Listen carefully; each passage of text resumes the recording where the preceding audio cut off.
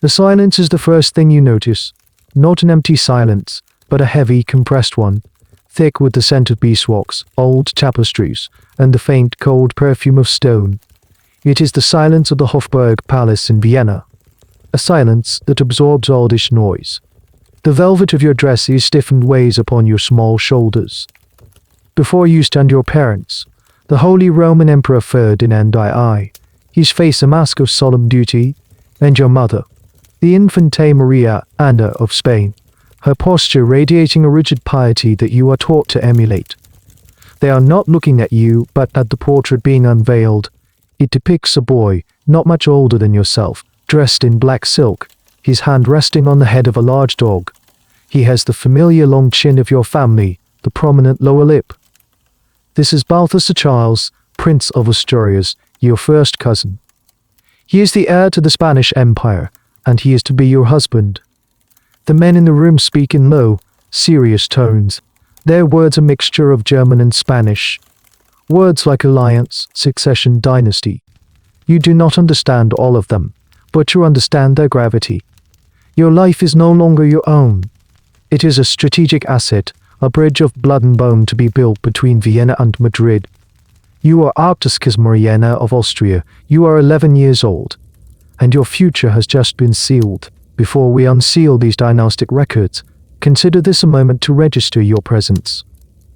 A like serves as your signature on our research log, and a subscription grants you access to all future findings, provided you believe even the most uncomfortable histories must be unearthed.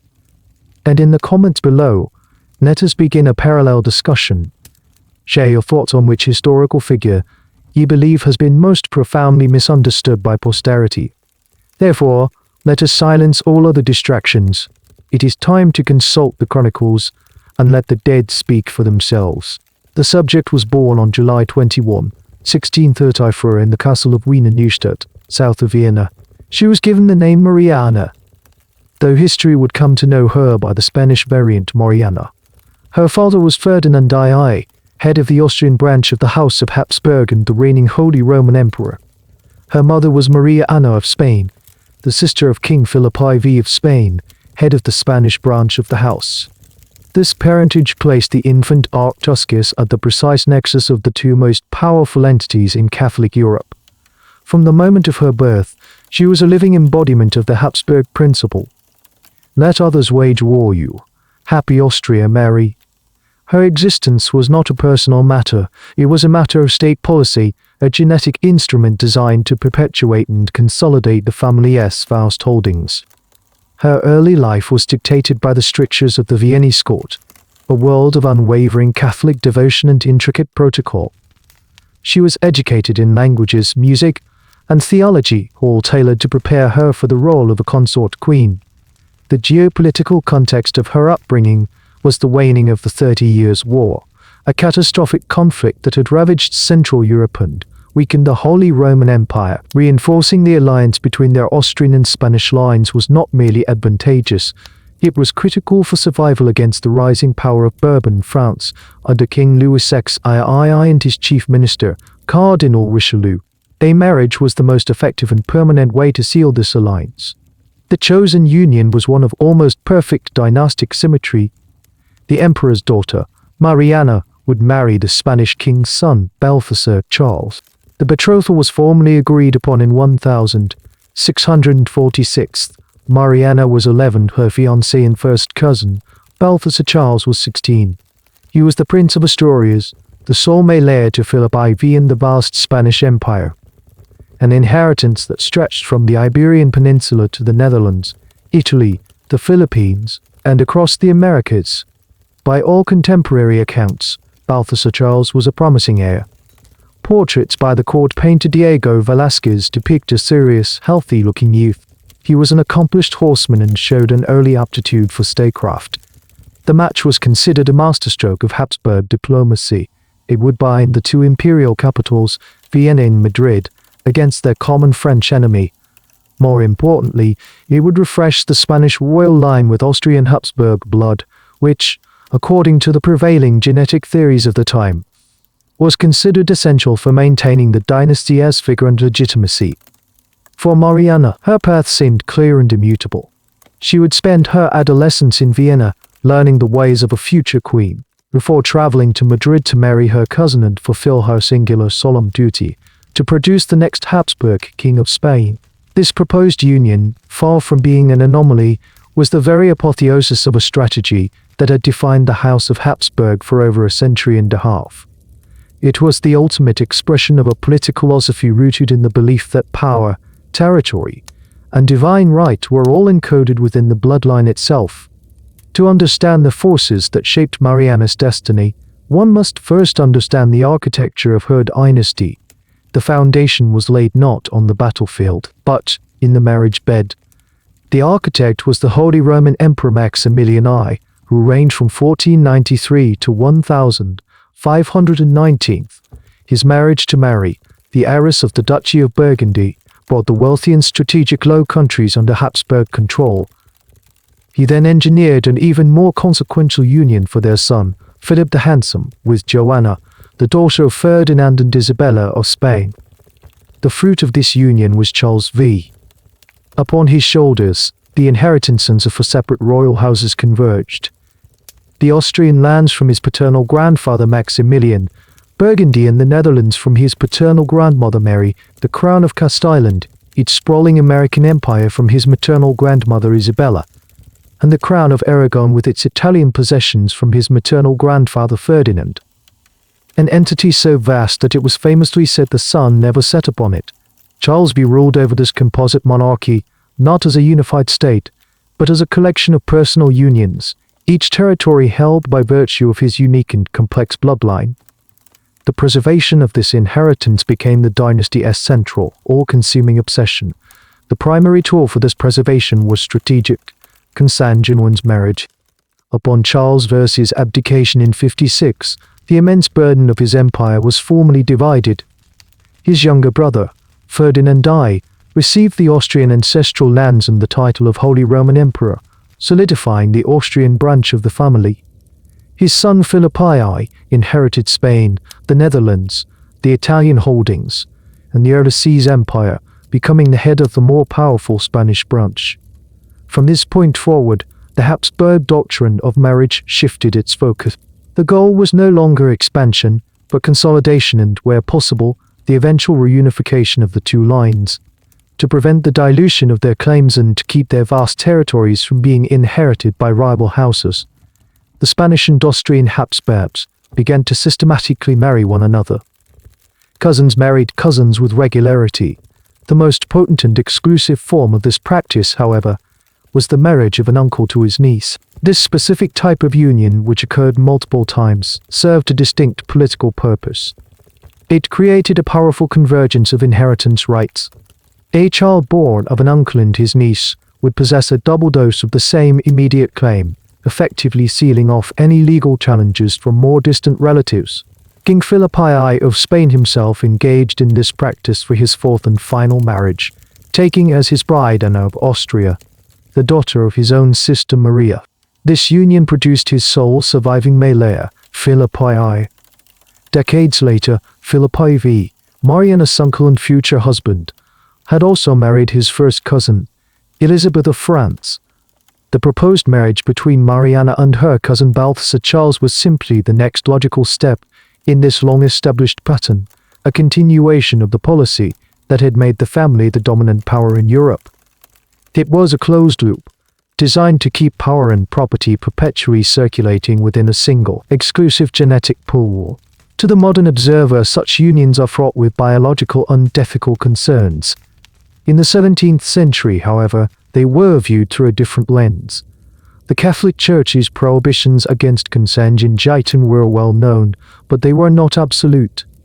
A papal dispensation, a formal exemption granted by the Pope, could legitimize such a marriage for a dynasty as powerful and as staunchly Catholic as the Habsburgs, who positioned themselves as the secular defenders of the faith against both the Protestant Reformation and the Ottoman Empire. Securing these dispensations was a matter of diplomatic routine. The ideology of the divine right of kings further insulated them from critique. Royal blood was considered fundamentally different, set apart by God. The preservation of its purity, even through means that would be forbidden to commoners, was seen not as a transgression but as a necessity of state, the sacred duty to maintain the God-given order of the world. The strategy was intended to concentrate all the perceived strengths of the Habsburg line: piety, legitimacy, and the right to rule. It was a fortress built of blood, designed to be impenetrable. Yet, the same principles of concentration that preserve strength can also amplify any hidden weakness, locking it within the very walls meant for its defense. With the dynastic architecture reaffirmed and the betrothal contract signed, the two courts of Vienna and Madrid proceeded with the slow, deliberate preparations for the eventual union. In Vienna, Mariana's education continued, now with a specific focus on the language, customs, and political landscape of her future kingdom. In Spain, Balthasar Charles was being carefully prepared for his impending duties as both king and husband. In the spring of 16-year-old Prince accompanied his father, King Philip IV, on a journey from Madrid to the kingdoms of Aragon and Navarre. The purpose of this royal progress was twofold: to secure the loyalty of these powerful regions and to have their respective legislative bodies formally swear allegiance to Balthasar Charles as the rightful heir to the throne. The progress was a success. In Zaragoza, the capital of Aragon, the prince received the oath of fealty. He participated in state councils, reviewed troops, and impressed the local nobility with his solemn demeanor and grasp of protocol. He was, by all appearances, the ideal heir the dynasty had long cultivated. The court then planned to travel to Catalonia for a similar ceremony. On October 1, 1646, the eve of their planned departure from Zaragoza, the royal entourage celebrated the prince's 17th birthday. The following day he fell ill. The initial symptoms were recorded as a high fever and violent chills. The royal physicians were immediately summoned. Their diagnosis, based on the prevailing humoral theory of medicine, was inconclusive but alarming. They administered the standard treatments of the era: purgative S to cleanse the system and repeated bloodletting to rebalance the body's humors. These interventions, however, only served to weaken the already ailing prince. Within 2 days, a telltale rash began to appear on his skin, which quickly developed into the characteristic pustules of smallpox. The diagnosis was now certain, as was the prognosis. In the 17th century, smallpox was a virulent and often fatal disease, and the prince's condition deteriorated with terrifying speed. King Philip IV, a man known for his stoic and melancholic disposition, remained at his son's bedside. He cancelled all state business, personally overseeing the prince's care and praying with his confessors for a miraculous recovery. The king witnessed the full progression of the illness as it ravaged the body of his only son and heir. On October 9, 1646, just 7 days after falling ill, Balthasar Charles, Prince of Asturias, died. His body was laid in state in Zaragoza before being transported back to the royal monastery of San Lorenzo de El Escorial, the traditional burial place of Spanish monarchs. The news traveled by diplomatic courier, a journey that took several weeks to reach the Hofburg Palace in Vienna. The death of the Prince of Asturias did not merely represent a personal loss. It was a geopolitical event of the first order. The meticulously constructed plan for the Habsburg succession had been shattered. For the Emperor Ferdinand II, it meant the collapse of a key strategic alliance. For the young Mariana, it meant the complete erasure of her defined future. The role for which she had been groomed since infancy, Queen of Spain, was no longer available to her. At 12 years old, she was once again a dynastic asset without a designated purpose, her value now subject to a new and uncertain political calculus. The more immediate and catastrophic crisis, however, was in Madrid. King Philip IV, now 41 years old, was a widower. His first wife, Elizabeth of France, had died in 1644. He had fathered numerous children with her, but Balthasar Charles had been the only son to survive infancy. His only other legitimate child was the infante Maria Theresa, who under Spanish succession law could inherit the throne, but whose marriage to a foreign prince would risk the transfer of the entire Spanish Empire to the rival House of Bourbon. The Habsburg dynasty in Spain, which had dominated European affairs for a century and a half, was suddenly left with no male heir and a succession pathway that pointed directly toward its greatest enemy. The king was aging. The need to remarry and produce another son was not merely urgent, it was a matter of imperial survival. The death of an heir is a private tragedy, the failure of a succession is a public catastrophe. In the weeks following Balthasar Charles's death, King Philip IV was suspended between these two realities. Contemporary accounts describe a man consumed by a profound and characteristic Habsburg melancholy, yet simultaneously galvanized by the urgent demands of state. At 41, his health was reasonably sound, but his dynastic position was catastrophically weak. His only legitimate child was the infante Maria Theresa. According to the Treaty of the Pyrenees, which was still being negotiated, she was destined to marry King Louis XVI of France. This marriage was intended to bring peace between the two rival powers, but it carried a terrifying risk. If Philip died without a male heir, the entire Spanish inheritance could pass, through his daughter, into the hands of the French Bourbons. The very existence of the Spanish Habsburg line was at stake. The King's Council of State immediately began the grim calculus of finding a new queen. The criteria were brutally specific. She had to be of royal blood, from a powerful Catholic house, and, most importantly, capable of bearing children quickly. The pool of suitable candidates was small. A French princess was politically unthinkable. An alliance with a lesser Italian or German house would offer little strategic advantage. The logical, traditional, and most politically expedient source for a royal bride remained the Austrian branch of the family in Vienna. The alliance was already in place, the diplomatic channels were open, and the shared dynastic imperative was understood by both courts. Attention thus turned once again to the Hofburg Palace. The most prominent and available candidate was the same young archduchess whose future had just been undone. Mariana of Austria. She was Philip's own niece, the daughter of his sister. From a dynastic perspective, she was the perfect choice. A marriage to her would not merely secure an ally, it would concentrate the Habsburg bloodline to an unprecedented degree. Any son born of this union would possess an unassailable claim to the throne. His lineage a dense, interwoven tapestry of Spanish and Austrian Habsburg ancestry. It was the ultimate application of the family's philosophy of blood purity, a desperate doubling down on the strategy of internal consolidation. However, two significant impediments existed. The first was Mariana's age. At the time of the decision in late 1647, she was only 13. While royal betrothals at such an age were common, marriage and consummation would have to wait until she was deemed physically mature, typically around the age of 14 or 15. This introduced a dangerous delay into the timeline for producing an heir.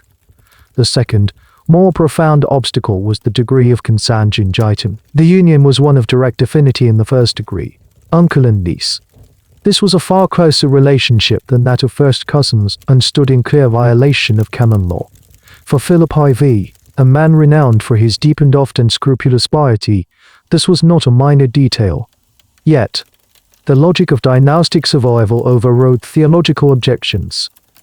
The crisis was too severe to allow for alternatives. The king's chief minister, Luis de Haro, strongly advocated for the match as the swiftest and most secure solution to the succession crisis. The decision was made. The Spanish ambassador in Vienna was instructed to formally propose the marriage, not between Mariana and a new prince, but between Mariana and her uncle, the king himself. The court in Vienna, led by Emperor Ferdinand III, readily agreed. The strategic benefits of having the emperor's daughter as Queen of Spain were immense, restoring the alliance that Balthasar Charles's death had broken. The final piece of the arrangement was securing the necessary papal dispensation. A formal request was dispatched to Rome to Pope Innocent X. The Habsburgs presented their case not as a matter of personal desire, but as one of political necessity, crucial for maintaining the balance of power in Catholic Europe and ensuring the stability of the Spanish monarchy, the papacy's most powerful secular ally. After a period of formal deliberation, the dispensation was granted. The machinery of the state and the church had sanctioned a union that pushed the boundaries of both religious doctrine and biological prudence. For Mariana, now 13 years old, this decree from Madrid was a second, more jarring redefinition of her existence. Her first betrothal had been to a boy of her own generation. This new arrangement bound her to a man 29 years her senior, a man who was not a distant cousin, but the brother of her own mother. He was a grieving, melancholic king, burdened by the weight of a declining empire. Her duty remained the same, to produce a male heir. But the context had become infinitely more daunting. She was no longer a prospective princess consort of a young and promising monarch. She was now the designated solution to a dynastic emergency, destined to become the queen and wife of her own uncle. With the legal and theological frameworks established, the physical transfer of the new queen could commence. The interval between the betrothal and the journey allowed Mariana to reach her 14th birthday, an age considered the minimum threshold for marriageability. In the autumn of 1648, a formal marriage by proxy was conducted in Vienna. In this ceremony, a high-ranking nobleman, the Duke of Infante, stood in for King Philip IV, her vows made to a representative. This act transformed her legal status from Archduchess of Austria to Queen of Spain. The personal encounter was a secondary detail to be addressed later. The political and legal reality of the union was now absolute. The journey itself, which began in late 1648, was a massive logistical and ceremonial undertaking, a royal progress that traced the spine of Habsburg power in Europe. The Queen's enormous entourage departed from Vienna and travelled south through the Austrian Alps into Habsburg-controlled northern Italy. The itinerary was carefully planned, a slow procession through loyal territories, designed to display the wealth and reach of the dynasty. The first major stop was in Milan, the capital of the Spanish-held duchy, where she was received with the full honours due a reigning monarch. Here a prolonged pause was necessary to await the spring sailing season, as the Alpine passes behind them became blocked by snow, and the Mediterranean Sea ahead became safer for navigation. This extended stay in Italy marked the beginning of a profound and systematic transformation. It was here that Mariana began the process of shedding her Austrian identity. Her German-speaking ladies-in-waiting and the familiar officials of her father's court were gradually dismissed, replaced by the Spanish grandees and duennas sent by Philip IV to form her new household. This was not a personal preference. It was a non-negotiable aspect of Spanish royal protocol. The Queen of Spain was to be entirely Spanish in her language, her customs, her confessor, and her confidantes. It was a calculated process of isolation, designed to sever her ties to her complete assimilation into the Spanish political and cultural sphere. The most visible aspect of this metamorphosis was her attire. She was required to abandon the fashions of the Viennese court and adopt the severe, rigid, and deeply conservative dress dictated by Spanish royal etiquette. This meant the extremely wide, bell-shaped farthingale that rendered the female from abstract and immobile. Garments were typically black, adorned with silver embroidery, reflecting the somber piety and formal austerity of the Madrid court. Her hair was styled in the elaborate coiffure arabesque seen in the portraits of the era, further constraining her. This change in dress was more than cosmetic. It was a physical imposition of her new role, a constant, heavy reminder of the strictures of her new life. In the summer of 1649, her entourage proceeded to the port of Genoa, where a Spanish fleet awaited her. The sea voyage to the Spanish coast was the final leg of her physical and psychological journey away from her past. The fleet landed at Denia, a port in the Kingdom of Valencia. From there, the procession made its slow way inland toward Madrid. The first face-to-face meeting between the 44-year-old king and his 14-year-old niece and wife was scheduled to take place, not in the town of Navalcarnero, a day's journey from Madrid. This location was chosen to allow for a carefully managed, semi-private introduction before the grand spectacle of her official entry into the capital. Contemporary accounts of this first meeting on November 7, 1649, are, as expected, filtered through the language of courtly formality. They record the prescribed bows, the formal words of welcome, the public observance of protocol. What they cannot record is the reality of the encounter. A teenage girl, separated from everyone she had ever known, standing before a melancholic, middle-aged monarch who was both her husband and her mother's brother. He was the absolute ruler of a global empire. and she was now his consort, practice of providing him with a son. The formal wedding ceremony, a reaffirmation of the vows taken by proxy, was held immediately. The following day, the new queen made her formal, triumphal entry into Madrid. The city celebrated with pageants and festivals, welcoming the woman upon whose fertility the future of the empire now depended. The journey was over. Her confinement had just begun. Her formal entry into Madrid was the final public spectacle of her transition. The life that awaited her within the walls of the royal Alcazar was one of profound and monastic sequestration. The Spanish court, particularly under the deeply pious Philip IV, was the most rigid and formal in all of Europe. It was a world governed by an ancient and unyielding code of etiquette, a labyrinth of protocol where every action, from waking to sleeping, was a choreographed ritual. Who had been raised in the comparatively more relaxed atmosphere of the Viennese court, the change was absolute and suffocating. The Alcazar was not a home. It was a gilded cage, a theater of power where she was now the principal, yet most powerless actress. Her daily existence was placed under the complete control of her new household, headed by her chief lady-in-waiting.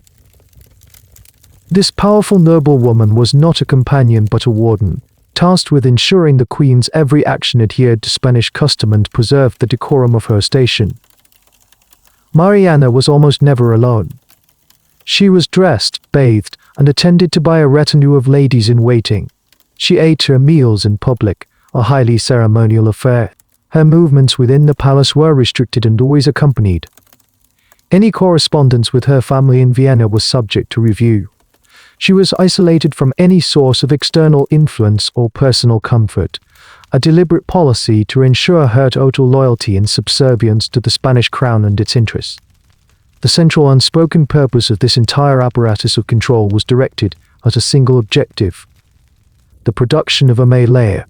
Her body was now a state asset of incalculable value. Her monthly cycle was monitored with the intense focus of a military campaign. Her health, her diet, and her daily routines were managed by royal physicians, all with the goal of maximizing her fertility. The marriage itself was not a personal union but a dynastic function. Philip IV, a man burdened by the duties of kingship and a natural inclination towards melancholy, approached his young wife with a sense of solemn obligation. Their interactions were formal and infrequent, largely confined to the public ceremonies of the court and the private, but no less ritualized, duty of attempting to conceive a successor. The pressure was immense and omnipresent. It came not only from the king and his ministers, but from the church and the populace. Public prayers were offered for the queen's fertility. Sermons in the great cathedrals of Spain invoked divine favor upon the royal womb. Every month that passed without an announcement of pregnancy was a collective, national disappointment. The court watched her for any physical sign, their hopes rising and falling with the rhythms of her biology. This unrelenting scrutiny transformed her most private physiological functions into matters of public speculation and political significance. For a girl of 15, this environment was one of intense psychological strain. She was a child, married to her uncle living in a foreign land, and surrounded by strangers who viewed her not as a person, but as a vessel for the continuation of a dynasty. Her value was entirely contingent. Success, the birth of a healthy boy, would solidify her position, earning her the respect and security due to the mother of a future king. Failure meant remaining a precarious outsider, her purpose unfulfilled, her status perpetually in question. In this context, her relationship with her stepdaughter, the infante Maria Theresa, was complex. Maria Theresa was only 4 years younger than her new stepmother and queen. She represented the current, deeply flawed line of succession, a reminder of the very problem Mariana had been brought to Spain to solve. While protocol dictated their interactions, the two young women were essentially prisoners in the same system, their lives dictated by the same dynastic imperatives. Maria Theresa was a pawn destined for the French court. Mariana was the instrument meant to render that pawn's claim irrelevant. The entire weight of a global empire, its political stability, its territorial integrity, and its divine mandate, rested on the biological outcomes within the body of a lonely and overwhelmed teenager. Within this rigid and expectant environment, The monarchy possessed a singular tool for the projection of power, stability, and legitimacy: the official court portrait. Under Philip IV, this art form reached its zenith through the work of his first court painter, Diego Velázquez. Velázquez was more than an artist. He was a high-ranking courtier, the curator of the royal image, and a uniquely perceptive observer of the human condition within the gilded confines of the Alcazar. It fell to him to create the official likeness of the new queen, an image that would be disseminated throughout the Spanish Empire and across the courts of Europe. In executing this duty, Velázquez produced not a series of flattering royal icons, but a profound and penetrating visual record of Mariana's psychological imprisonment. The first major portrait, painted around 1652 to 1653, depicts the queen in her late teens. She stands alone in a dark chamber, one hand resting on the back of a chair, the other holding a lace handkerchief. The immediate impression is one of immense formality and physical constraint. She is encased within the voluminous black silk of the wide farthingale, its rigid, bear-like structure creating a vast, impersonal pedestal for her upper body.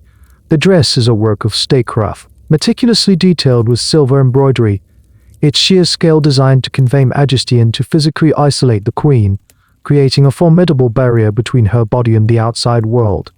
It is an architecture of clothing, and she is its captive occupant. Velázquez's genius, however, lies in the rendering of her face and expression. He makes no attempt to idealize his subject into a generic royal beauty. Instead, he paints with an unflinching, almost clinical realism. The queen's face is pale, her complexion slightly flushed. The characteristic Habsburg jaw and lower lip are evident, though softened by youth. But it is her gaze that constitutes the portrait's emotional and narrative core. Her eyes are large, dark, and weary. They do not engage the viewer with confidence or authority. They seem to look past, or through, the observer, lost in a state of passive resignation.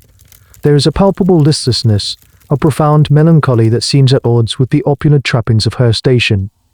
Velázquez captures the subtle tension between the immense external pressure of her role and the deep, internal vacancy. The objects surrounding her amplify this narrative. On a table draped in red velvet, a clock is prominently displayed. In the visual language of the 17th century tradition of symbolic art, of mortality, and of the fleeting nature of earthly things. Within the specific context of Mariana's life, however, it carries a more urgent and pointed meaning. The relentless ticking of the dynastic clock, every passing moment represented another moment she had not conceived the necessary heir. The clock is not a philosophical reflection, it is an instrument of pressure, a silent testament to the single, all-consuming duty that defined her existence. This portrait, and the subsequent versions painted by Velázquez and his workshop, became the definitive image of Mariana. Copies were dispatched to Vienna and other allied courts as diplomatic instruments, intended to project the image of a healthy, legitimate queen, thereby reassuring the world of Spanish stability. Yet, the image itself conveyed a subtle but persistent message of fragility. Velázquez's commitment to truth resulted in a state portrait that simultaneously fulfilled and subverted its own purpose.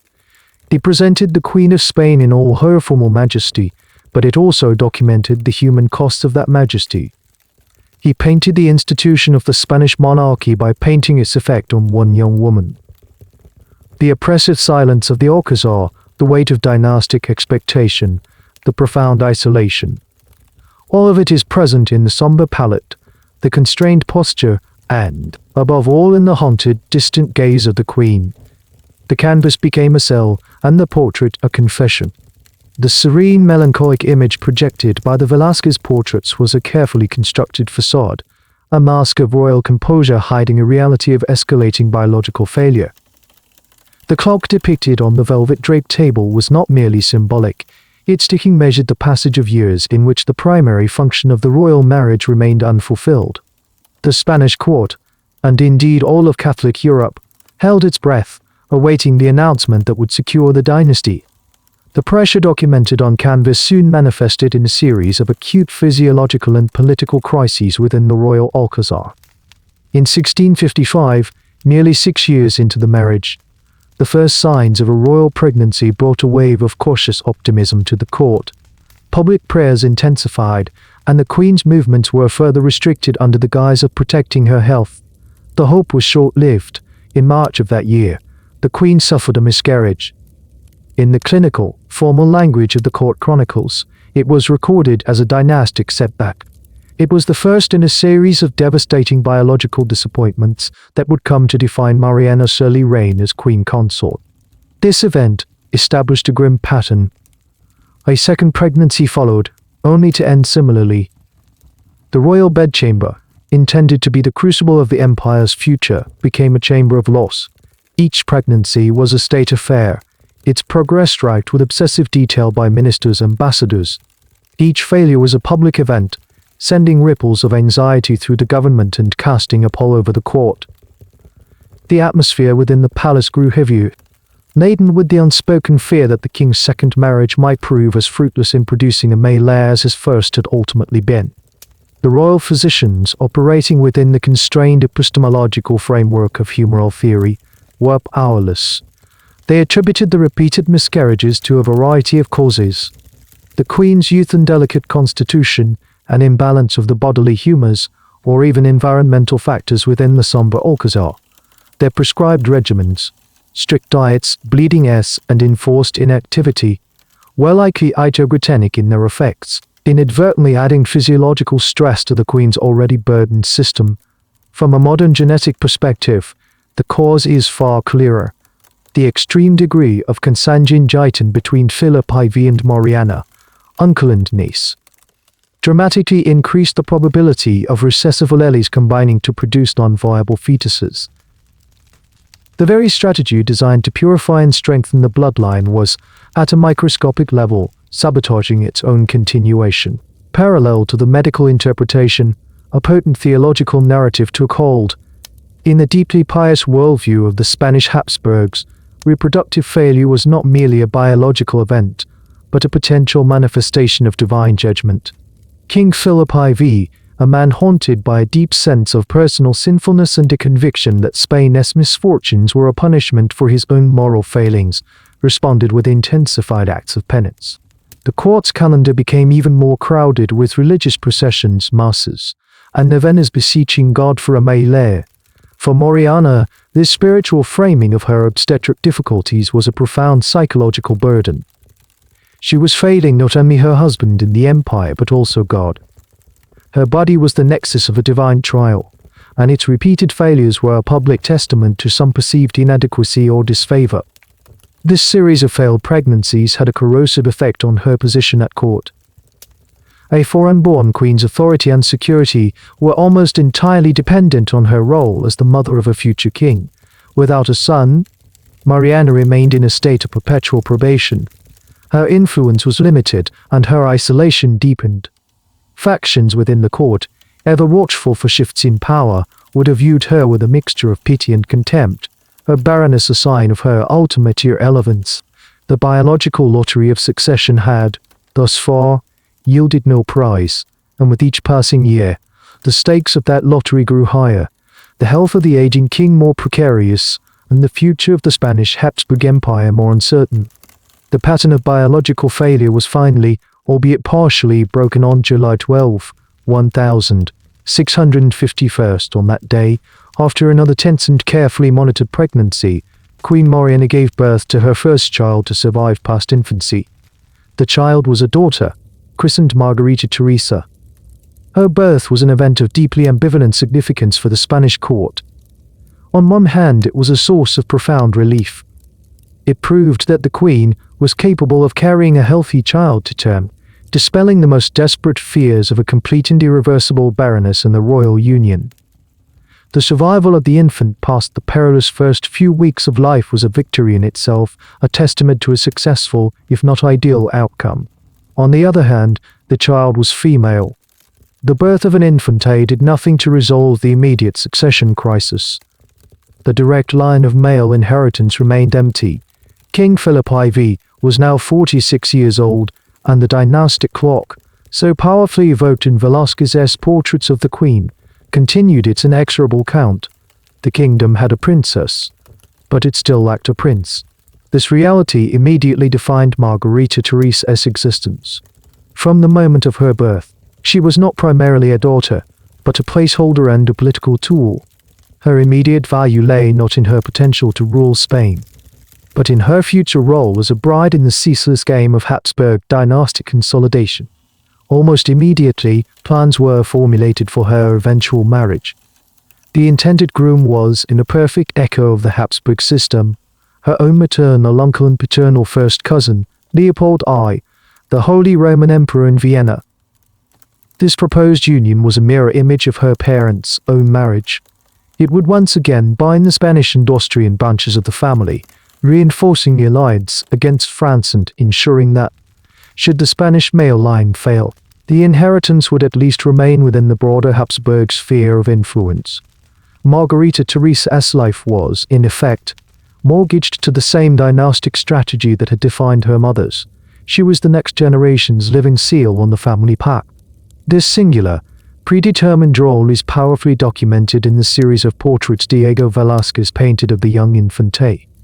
These works are among the most famous in Western art, not only for their technical brilliance, but for their poignant depiction of a childhood subsumed by protocol. In canvases created when she was 5 and 8 years old, Velázquez shows her encased in the same restrictive court attire as her mother, her small frame lost within the architecture of the wide farthingale.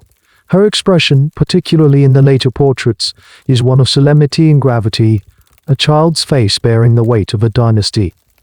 The most famous of these, the Maids of Honor from 1656, places the 5-year-old infante at the absolute center of the composition and, by extension, she is surrounded by her ladies-in-waiting, her chaperone, her bodyguard, and her court dwarfs. In the background, reflected in a mirror, are the indistinct figures of her parents, King Philip IV and Queen Mariana, the ultimate observers and arbiters of this carefully managed world. The painting is a complex meditation on art, reality, and perception, but it is also a stark political document.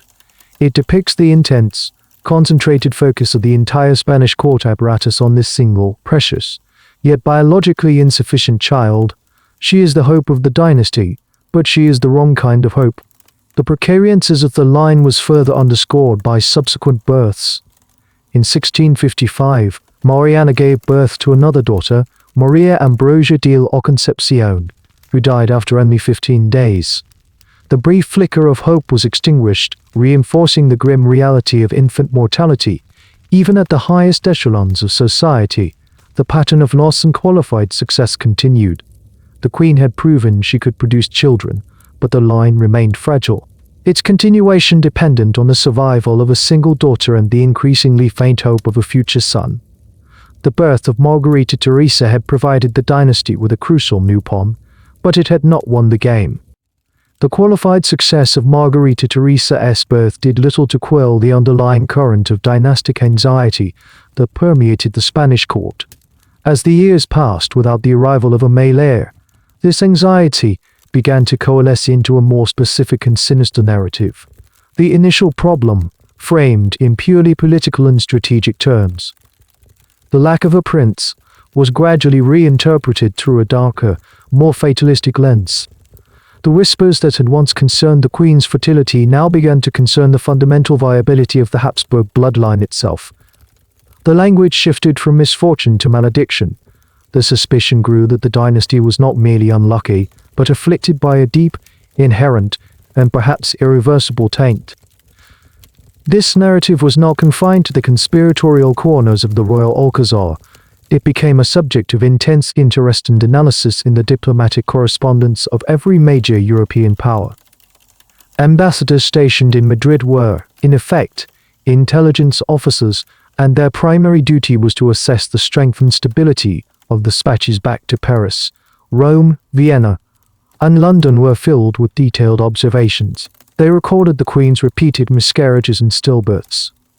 They noted the king's advancing age and his increasingly frequent bouts of melancholic piety. They analyzed the political implications of having only the infantile Margarita Teresa standing between the Spanish throne and a catastrophic succession war. These foreign observers connected the dynasty's reproductive failures with its most famous and observable physical characteristic, the prominent lower jaw and thick lower lip known throughout Europe as the Habsburg jaw. This trait, a result of mandibular prognathism, had been present in the family for generations. Once viewed as a distinctive and even noble marker of the bloodline, a physical signature of their unique lineage, it was now increasingly seen as a stigma. The ambassador's reports began to describe the Habsburgs as a house in physical decline, a family whose obsessive inbreeding had finally begun to yield a harvest of weakness. The French court of Louis XIV, Spain's great rival, took a particularly keen interest in these reports. For them, the biological weakening of the Spanish Habsburgs was a geopolitical opportunity of the first magnitude. Within Spain, this perception was articulated through two parallel discourses: the medical and the theological. The royal physicians, unable to prevent the repeated losses of infant children, were at the limits of their medical knowledge. They could describe the symptoms of fragility, but they could not diagnose the cause. Their inability to provide a coherent scientific explanation created a vacuum, which was readily filled by supernatural and religious interpretations. For the more superstitious elements of the court and the populace, the problem was a curse, an evil-like cast upon the royal house. For the ecclesiastical establishment, the issue was one of divine judgment. Preachers and confessors interpreted the empty cradle as a sign of God's displeasure. The cause was debated. Was it a punishment for the sins of the king or the kingdom?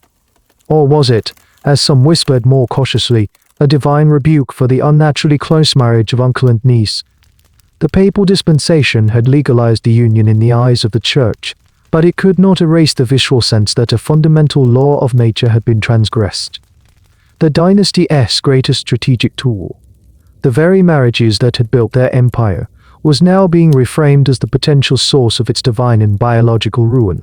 This confluence of diplomatic observation, medical impotence, and theological anxiety created a pervasive sense of impending doom. The Habsburgs had built their dynasty on the principle of blood purity. They had practiced a form of political eugenics for a century and a half, believing that by concentrating their lineage, they were concentrating its inherent right to rule. Now the evidence suggested the opposite. They had not purified the line. They had trapped its weaknesses within a closed genetic loop, the constant recycling of the same ancestral materials amplifying not its strengths, but its hidden frailties. The miscarriages, the infant deaths, the survival of only daughters, all were now seen as data points in a terrifying trend. The dynasty was balanced on a knife's edge, praying for a biological miracle while bracing for the very real possibility of its own self-inflicted extinction. The pervasive atmosphere of fatalism was momentarily and spectacularly shattered in 1657, after a series of devastating losses. Queen Mariana was once again pregnant. The court watched with a mixture of hope and deeply ingrained pessimism. This time, however, the pregnancy was carried to term. On November 28, 1657, a son was born. He was named Philip Prospero. The news was met with an explosion of collective relief that reverberated across the entire, from Madrid to Mexico City. TDUMS were sung in the great cathedrals. The king ordered public festivals and the distribution of alms to the poor. The dynasty was saved. The prayers had been answered. God, it seemed, had finally relented. This initial euphoria, however, quickly subsided as the physical reality of the new heir became apparent. From his first moments, Philip Prospero was an exceptionally frail and sickly infant. He was plagued by persistent illnesses and was later diagnosed with epilepsy, a condition that brought on frequent and violent convulsions. The entire focus of the royal household, and indeed a significant portion of the state's resources, was immediately reoriented towards a single, desperate objective: keeping the Prince of Asturias alive. The most poignant record of this fragile existence is the 1659 portrait by Diego Velázquez, one of the artist's last works. It depicts a pale, ethereal toddler of about 2 years old. He is dressed in a silver and red gown, but his posture is weak, his expression listless and melancholic. The painting is notable for the numerous amulets and religious relics attached to his clothing. These objects, including a cornicello, a fig hand, and various bells and consecrated objects, wore a icy charm intended to ward off the evil eye and protect him from the illnesses that so clearly afflicted him.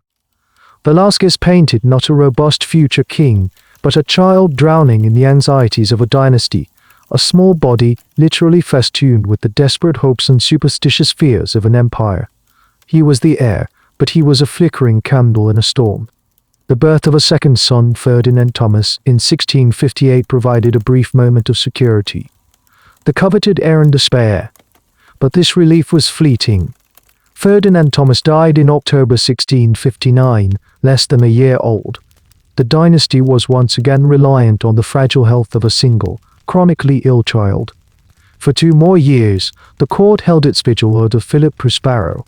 His every breath was monitored, his every symptom analyzed by a coterie of physicians who were powerless to offer any effective treatment. On November 1, 1661, the prince succumbed to a severe bout of seizures. He was just shy of his 4th birthday. The heir was dead. The blow to the aging Philip IV and Queen Mariana was devastating. The brief hope that had sustained them was extinguished, and the abyss of a succession crisis yawned open once more. But in a final, improbable turn of biological fortune, the Queen was already pregnant again. Just 5 days after Philip Prospero was laid to rest in the royal crypt of El Escorial, on November 6, 1661, Mariana of Austria gave birth to another son. The relief that greeted this birth was even more profound and desperate than that which had met his brothers. The kingdom had been pulled back from the very brink of dynastic collapse. It was seen as a true miracle, a direct and unmistakable sign of divine intervention. The celebrations were renewed with a frantic energy. The line was secure. There was a new Prince of Asturias. Yet, as the initial wave of jubilation receded, a cold and terrifying reality began to settle in.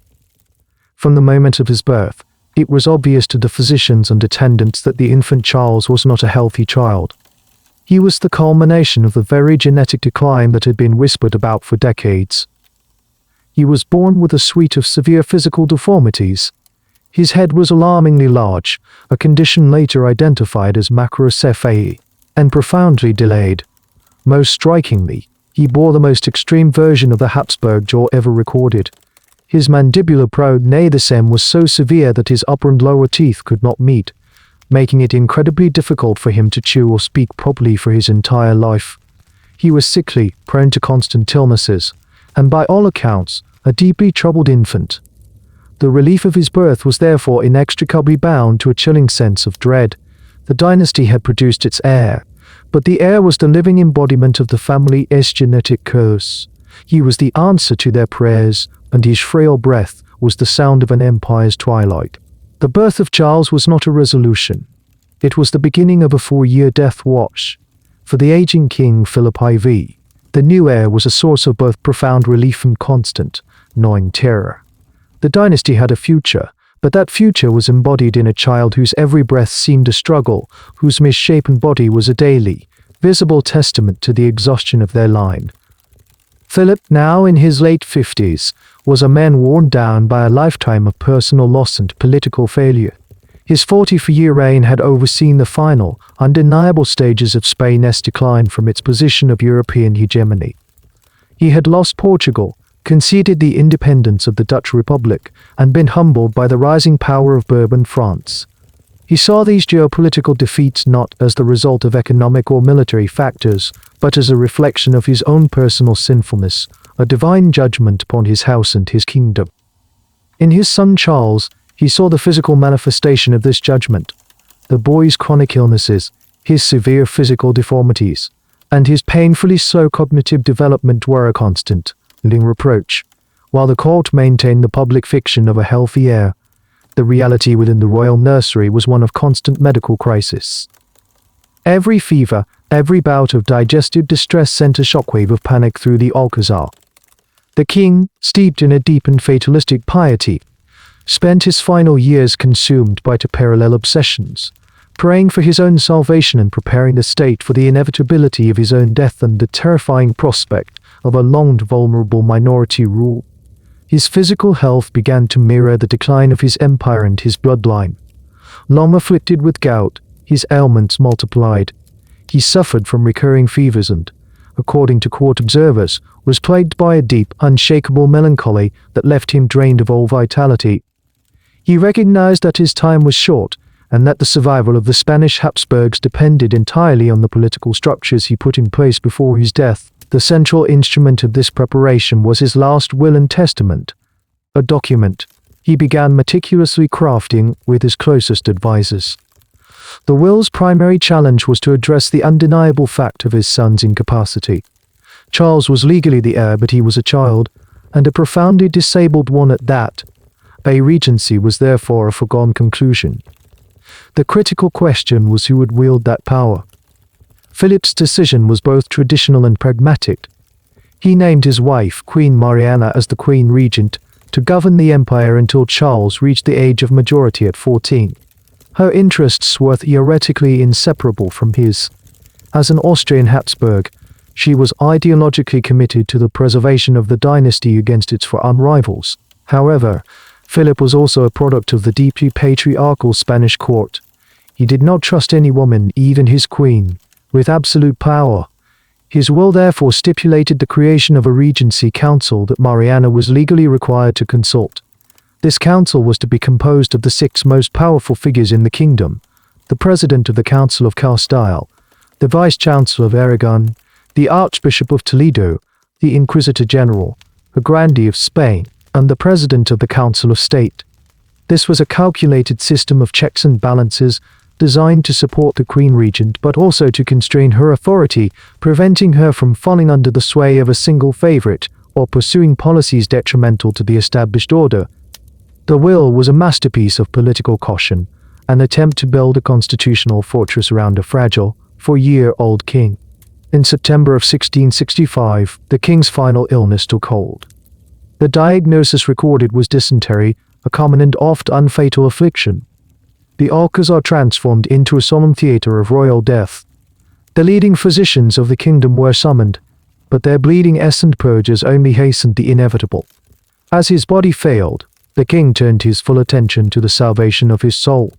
He made his final confession, received the viaticum, and was administered the last rites.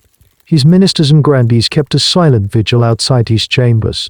On the night of September 16, he bid a formal farewell to Mariana and to the young Charles, who was brought to his father's deathbed.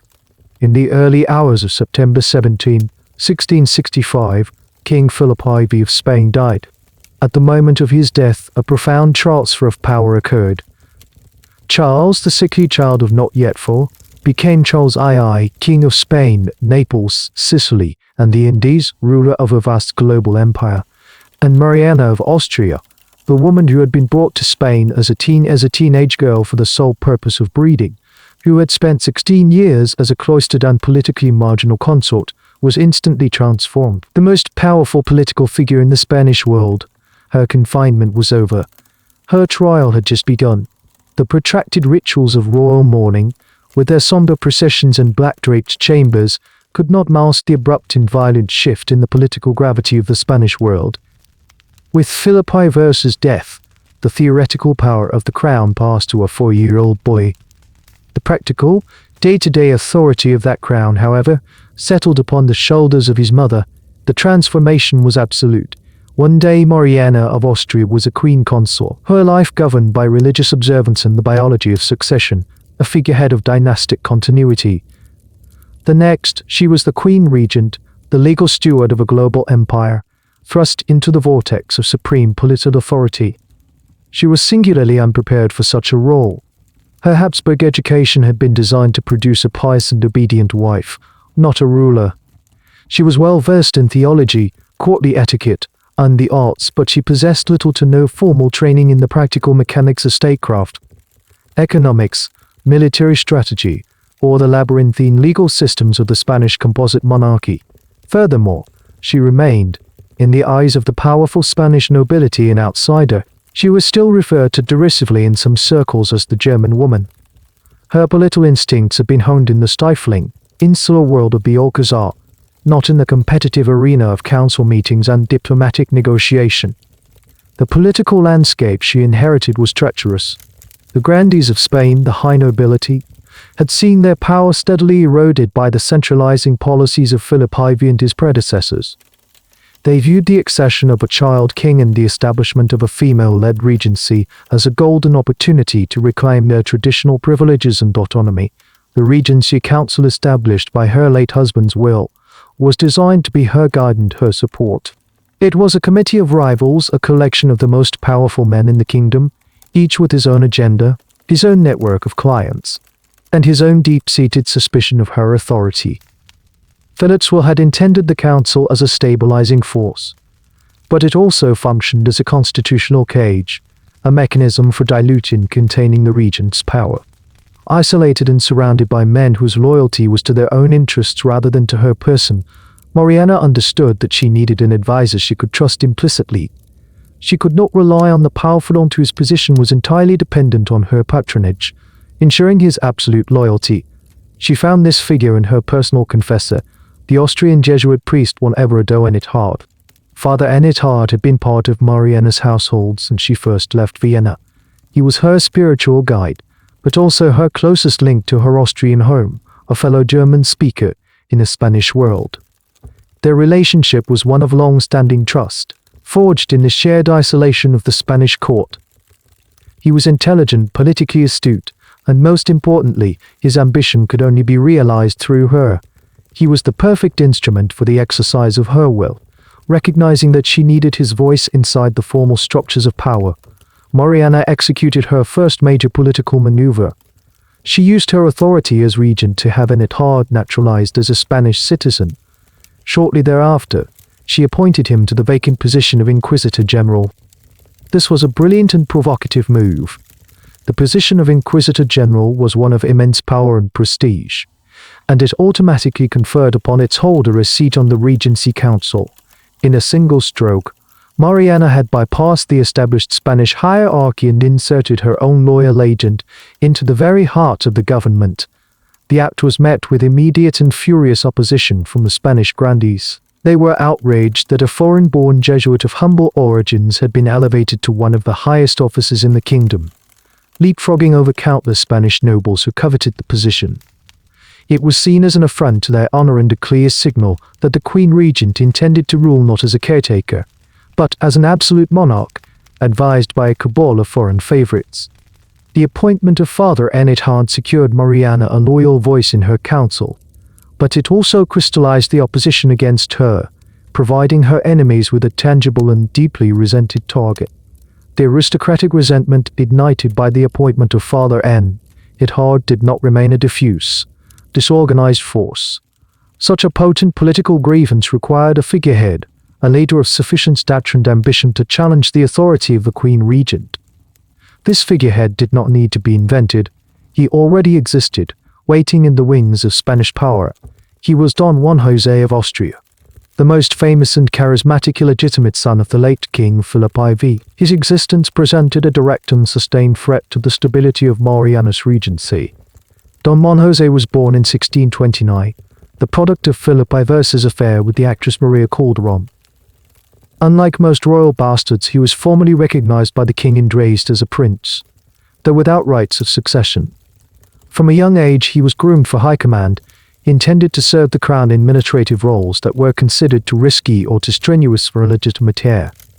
He proved to be a man of immense energy, charm, and ambition, possessing the very qualities of martial vigor and decisive leadership that his legitimate half-brother, the future Charles II, so conspicuously lacked. His public reputation was forged in the crucible of the empire's many crises. In 1647, at the age of 18, he was given command of the forces sent to suppress the Mazzanello revolt in Naples, a task he accomplished with a ruthless efficiency that earned him both fame and notoriety. He later commanded Spanish armies in Catalonia, the Spanish Netherlands, and in the ongoing, disastrous war to reclaim Portugal. While his record was not one of unbroken victory, he suffered a decisive defeat at the Battle of the Dunes against the French and was ultimately unsuccessful in Portugal. He cultivated a powerful public image as a soldier prince, a true Spaniard of action who stood in stark contrast to the cloistered, foreign-dominated court in Madrid. He was popular with the military and with the common people, who saw in him a reflection of a more glorious, assertive era of Spanish power. Philip IV, while fond of his son and appreciative of his talents, was also deeply wary of his ambition. In his final will, the king had explicitly and deliberately excluded Don Juan José from any position in the regency government. This was a calculated and public rebuke, intended to secure Mariana's authority and prevent the very power struggle that was now unfolding. For Don Juan José, this exclusion was an intolerable insult. He saw himself as the most capable member of the royal family, the natural guardian of his infirm half-brother and the rightful leader of the Spanish state. He viewed Mariana as a weak, incompetent foreign woman and her Jesuit advisor, and it hard as a parasitic upstart who was poisoning the government. From his provincial commands, Don Juan José began to orchestrate a campaign of political warfare against the regency. He became the center of a powerful opposition faction, a magnet for every disaffected grandee, ambitious military officer, and regional leader who resented the authority of Mariana and it hard. He positioned himself as the champion of a purely Spanish form of government, a patriot defending the kingdom from foreign influence. His primary weapon was the political manifesto. He penned a series of brilliantly crafted public letters and petitions, addressed to the Queen but intended for wider circulation. In these documents, he professed his undying loyalty to the young king while systematically denouncing the corrupt and ruinous government of Father Enethard. He demanded the Jesuits' dismissal, framing it as a patriotic duty necessary to save the monarchy from collapse. This created a dangerous political schism. The Spanish Empire now had competing centers of gravity. The official, legitimate government resided with the Queen Regent and her council in Madrid. But an alternative, and increasingly popular, court in exile was forming around the charismatic figure of Don Juan José. Mariana and it hard found themselves in an untenable position. They could not ignore him, as his influence was too great, but any direct move against him risked provoking an open rebellion, which the weakened royal army might not be able to suppress.